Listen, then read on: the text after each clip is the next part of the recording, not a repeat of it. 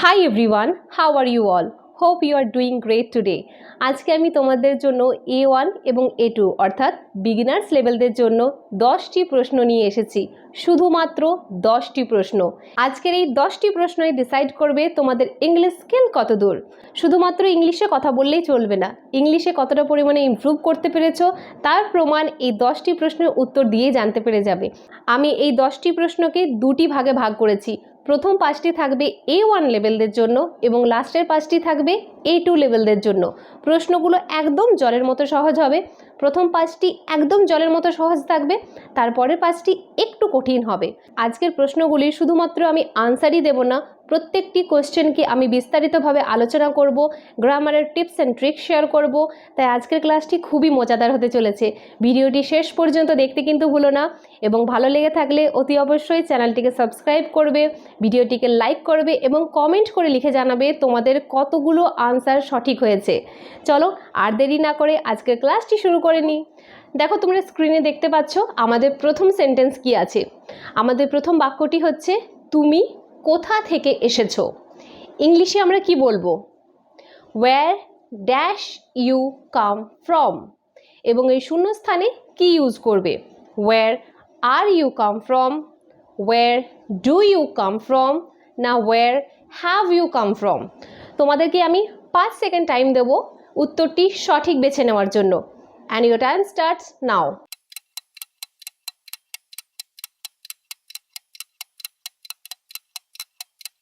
Stop.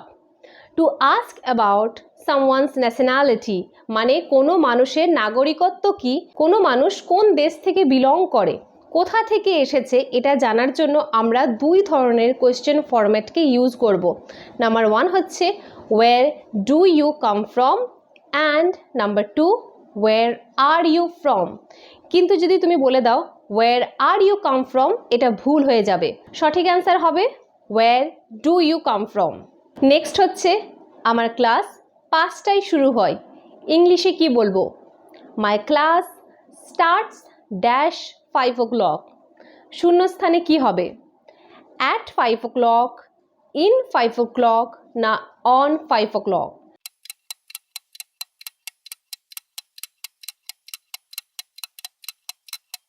Stop. যখন আমরা নির্দিষ্ট করে কোনো টাইম অর্থাৎ সময়ের ব্যাপারে কথা বলবো তখন কিন্তু আমরা অ্যাট প্রেপোজিশনের ব্যাপারে কথা বলবো।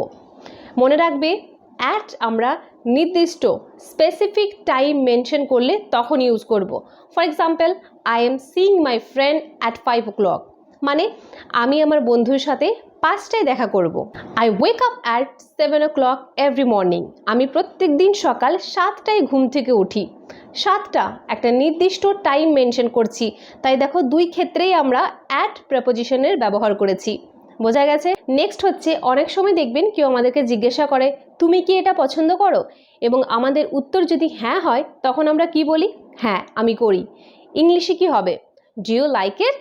Yes I dash. শূন্যস্থানে কি ইউজ করবে? Yes I am, yes I do, না ইয়েস আই হ্যাভ। তোমাদের সময় শুরু হচ্ছে এখন।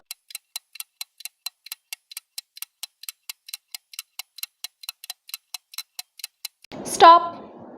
যখন তোমাকে কেউ ডু দিয়ে প্রশ্ন জিজ্ঞাসা করবে তোমাদেরকে উত্তরও ডু দিয়েই দিতে হবে। For example, do you like chocolate? Yes I do. Do you like tea? No I don't. কেন ডোন্ট বলেছি? কারণ ডু মানে হচ্ছে হ্যাঁ, আর ডোন্ট মানে ডু নট, মানে আমি সম্মতি দিচ্ছি না। Do you like this lesson? Yes I do. বুঝতে পেরেছো? ডু দিয়ে প্রশ্ন জিজ্ঞাসা করলে তোমাকে উত্তরও ডু দিয়েই দিতে হবে। বাট যদি তোমাকে কেউ বি ভার্ব মানে অ্যাম ইজ আর দিয়ে প্রশ্ন জিজ্ঞাসা করে তখন কি বলবে? তখন তোমাকে আনসারও অ্যাম ইজ আর মানে বি ভার্ব দিয়ে দিতে হবে। For example, is she your friend? Yes she is. Is it a nice lesson? Yes it is. Is he your friend? Yes he is. So সঠিক উত্তর কি হবে? Do you like it? Yes I do. Next হচ্ছে আমি সেখানে পায়ে হেঁটে গেছিলাম। ইংলিশে কি হবে? I went there dash foot.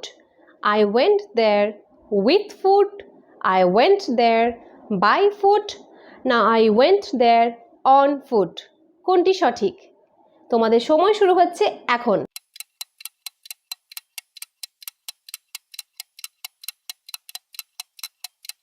Stop. দেখো, আমরা যখন পায়ে হেঁটে কোথাও যাব তখন আমরা অন প্রেপোজিশনের ব্যবহার করব। আমরা সব সময় পায়ে হাঁটার জন্য অন প্রেপোজিশনের ব্যবহার করি। বাট যদি তুমি বাসে করে যাও তখন আমরা বাই বাস বলবো। ট্যাক্সিতে করে গেলে by taxi, by train. But পায়ে হেঁটে গেলে আমরা সব সময় অন ফুটের ব্যবহার করব। For example, I usually go to school on foot. আমি সাধারণত পায়ে হেঁটে স্কুলে যাই। But I usually go to school by car, মানে আমি সাধারণত স্কুল গাড়িতে করে যাই, তখন কিন্তু বাই হবে। By bus, by train, by car. But on foot, পায়ে হাঁটার জন্য আমরা অন ফুটের ব্যবহার করব। ওকে, আমাদের A1 লেভেলের লাস্ট কোয়েশ্চেন হচ্ছে হি ডাজেন্ট ওয়ার্ক ড্যাশ। শূন্যস্থানে কি ইউজ করবে? হি ডাজেন্ট ওয়ার্ক হার্ড এনাফ না এনাফ হার্ড? তোমাদের সময় শুরু হচ্ছে এখন।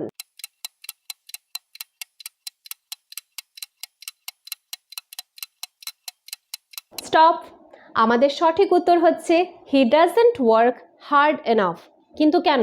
দেখো, এনাফকে আমরা 3 রকমভাবে ইউজ করি। একটা হচ্ছে অ্যাডজেক্টিভের পর, for example the coffee is strong enough. এবং নেক্সট হচ্ছে এনাফকে আমরা নাউনের আগে ইউজ করি। For example, we don't have enough coffee to drink. দেখো, এখানে কিন্তু কফি একটা নাউন এবং নাউনের আগে আমরা এনাফকে ইউজ করেছি। এবং লাস্ট হচ্ছে এনাফকে আমরা ভার্বের পরে ইউজ করব। For example, she doesn't study enough. Study কি? মানে হচ্ছে পড়াশোনা করা, এবং স্টাডি হচ্ছে একটা ভার্ব, তারপরে আমরা এনাফকে ইউজ করেছি। I don't work enough.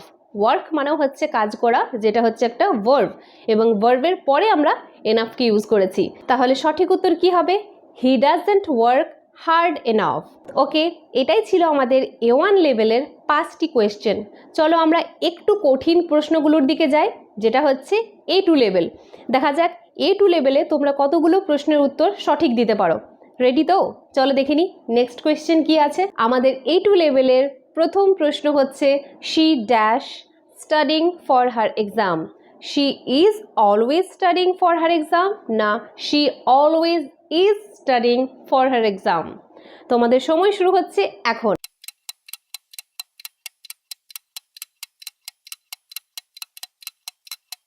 Stop. দেখো, অলওয়েজ হচ্ছে একটা adverb, adverb of frequency. But এখানেও কিন্তু একটা টুইস্ট আছে। আমরা অলওয়েজকে মেন ভার্বের আগে অ্যান্ড ভি ভার্বের পরে ইউজ করব। For example, I always get up at 6। আমি সব সময় 6টায় ঘুম থেকে উঠি। দেখো, গেট আপ মানে হচ্ছে উঠে যাওয়া, এটা হচ্ছে একটা মেন ভার্ব, এবং মেন ভার্বের ঠিক আগে কিন্তু আমরা অলওয়েজ অ্যাডভার্বকে ইউজ করেছি। বাট আমি যদি বলি I am always getting up at 6, এখানে কিন্তু আমরা বি ভার্ব যেটা হচ্ছে অ্যাম, তারপরে আমরা অলওয়েজ, অলওয়েজ কি অ্যাডভার্ব অফ ফ্রিকোয়েন্সি, সেটাকে ইউজ করেছি। তাহলে বুঝতে পেরেছো অলওয়েজকে আমরা কোথায় ইউজ করব? মেন ভার্বের আগে, বাট বি ভার্বের পরে। তাহলে আমাদের সঠিক উত্তর কি হবে? She is always studying for her exam. এই তো, তোমরা সুন্দর বুঝতে পেরেছো আশা করছি। চলো দেখে নিই A2 লেভেলের নেক্সট কোয়েশ্চেন কি আছে। আমাদের নেক্সট প্রশ্ন আছে dash spoke to dash yesterday. দুটি অপশন আছে, একটা অপশন হচ্ছে হি হার, এবং নেক্সট আছে him she. And your time starts now.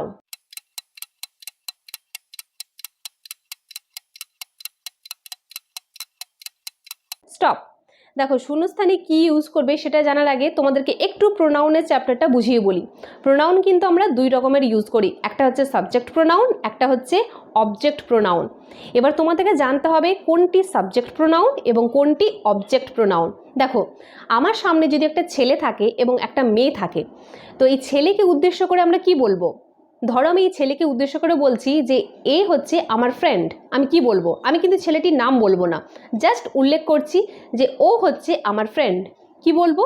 He is my friend. এটা হচ্ছে সাবজেক্ট প্রোনাউন, কারণ সাবজেক্ট, ধরো ছেলেটির নাম হচ্ছে ম্যাডি, এই ম্যাডি সাবজেক্টকে আমি হি দিয়ে রিপ্লেস করছি, তাই যেখানে আমরা সাবজেক্টকে রিপ্লেস করব সেটা হয়ে যাবে সাবজেক্ট প্রোনাউন। হি হচ্ছে সাবজেক্ট প্রোনাউন। নেক্সট, একটা মহিলা আছে, মহিলাটির নাম ধরো আমি সীমা দিচ্ছি, যদি বলি ও আমার বেস্ট ফ্রেন্ড, তাহলে কি বলবো? She is my best friend. এখানে শি কে হচ্ছে? সীমা। সীমা হচ্ছে একটা সাবজেক্ট এবং সীমাকে রিপ্লেস করেছে কে? শি। তাই শি, হি, আই, ইউ, দে এগুলো হচ্ছে সাবজেক্ট প্রোনাউন। এবং অবজেক্ট প্রোনাউন কি? হার, হিজ, দেম, আস এগুলো হচ্ছে অবজেক্ট প্রোনাউন। এবং আরেকটা ছোট্ট ট্রিক্স মনে রেখো, যদি নাউন ভার্বের আগে আসে তাহলে আমরা সাবজেক্ট প্রোনাউনকে ইউজ করব, এবং যদি নাউন ভার্বের পরে আসে তাহলে আমরা অবজেক্ট প্রোনাউনকে ইউজ করব। এবার ভালো করে প্রশ্নটির দিকে লক্ষ্য করো, দেখো লেখা আছে dash spoke to dash yesterday. By the way, spoke কি? স্পোক হচ্ছে স্পিকের পাস্ট টেন্স। স্পিক মানে কি? কথা বলা। তো এটা তো একটা ভার্ব, তাই না? তাহলে আমরা কি জানলাম? ভার্বের আগে যদি নাউন আসে তাহলে সেক্ষেত্রে আমরা সাবজেক্ট প্রোনাউনকে ইউজ করব। দুটি অপশনের দিকে তাকাও, এই দুটি অপশনের মধ্যে কোন অপশনটিতে ফার্স্টে সাবজেক্ট প্রোনাউন আছে? দেখো, প্রথম অপশনে আছে হি এবং নেক্সট অপশনে আছে হিম। হি হচ্ছে সাবজেক্ট প্রোনাউন এবং নেক্সট অপশন হিম হচ্ছে অবজেক্ট প্রোনাউন। তাই যেহেতু ভার্বের আগে যদি নাউন আসে, সে নাউনকে রিপ্লেস করবে কে? Subject pronoun. তাই সাবজেক্ট প্রোনাউন কে হচ্ছে এখানে? হি।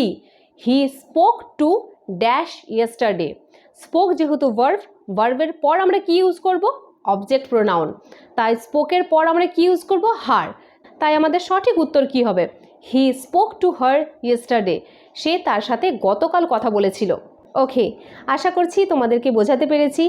এরপরও যদি তোমাদের কোনো রকম ডাউটস ক্লিয়ার না হয়ে থাকে, প্লিজ আমাকে কমেন্ট করো, আমি সেই সংক্রান্ত আরও নতুন নতুন ভিডিও আনার চেষ্টা করব। চলো দেখে নিই নেক্সট কোয়েশ্চেন কি আছে। I am not dash this film. I am not liking this film, না I am not enjoying this film, কোনটি সঠিক? এবং তোমাদের সময় শুরু হচ্ছে এখন থেকে।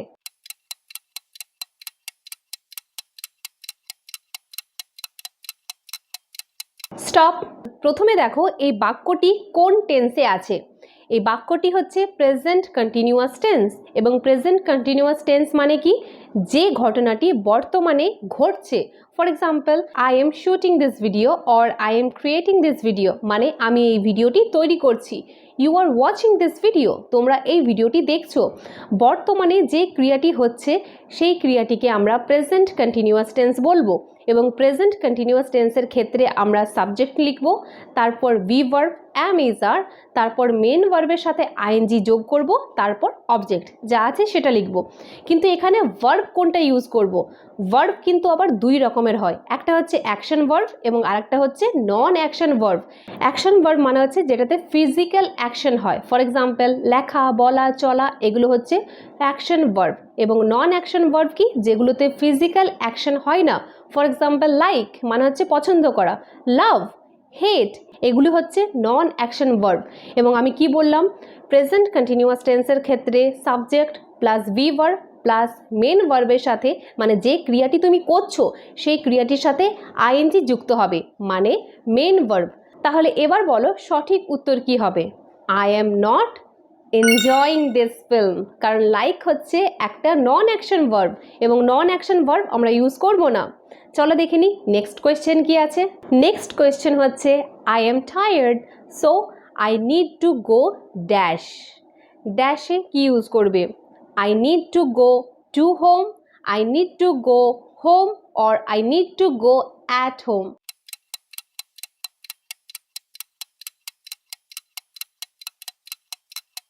স্টপ। একটা কথা মনে রাখবে, আমরা গো এর সাথে টু প্রেপোজিশনের ব্যবহার করি।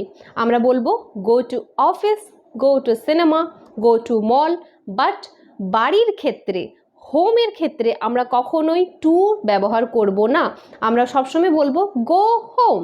মনে থাকবে। তাহলে সঠিক বাক্যটি কি হবে? I am tired so I need to go home. আমরা কখনোই কিন্তু I need to go two হোমের ব্যবহার করব না। চলো দেখে নিই A2 লেভেলের লাস্ট কোয়েশ্চেন কি আছে। She dash as a doctor, শূন্যস্থানে কি ইউজ করবে? She is as a doctor or she works as a doctor. তোমাদের সময় শুরু হচ্ছে এখন।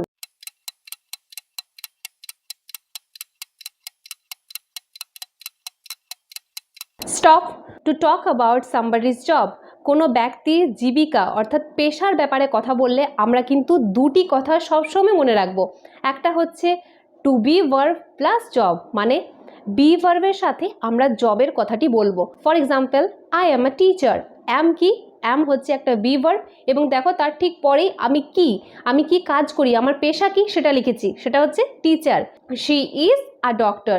সে হয় একজন ডাক্তার। এবং দ্বিতীয় রুল হচ্ছে টু ওয়ার্ক অ্যাজ, এটা লিখবো, তার সাথে আমরা জবের ব্যাপারে কথা বলবো। For example, she works as a teacher, she works as a carpenter, she works as a doctor. But আমরা যদি বলি she is as a teacher, এটা ভুল হবে।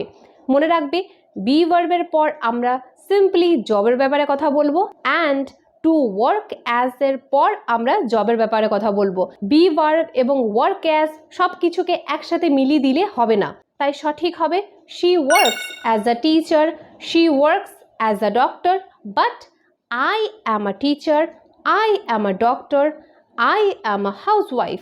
বোঝা গেছে? সুতরাং এগুলি ছিল আমাদের A1 এবং A2 অর্থাৎ বিগিনার্স লেভেলদের জন্য 10টি প্রশ্ন। এবার একদম সত্যি সত্যি বলো, তোমরা কতগুলো প্রশ্নের সঠিক উত্তর দিতে পেরেছো?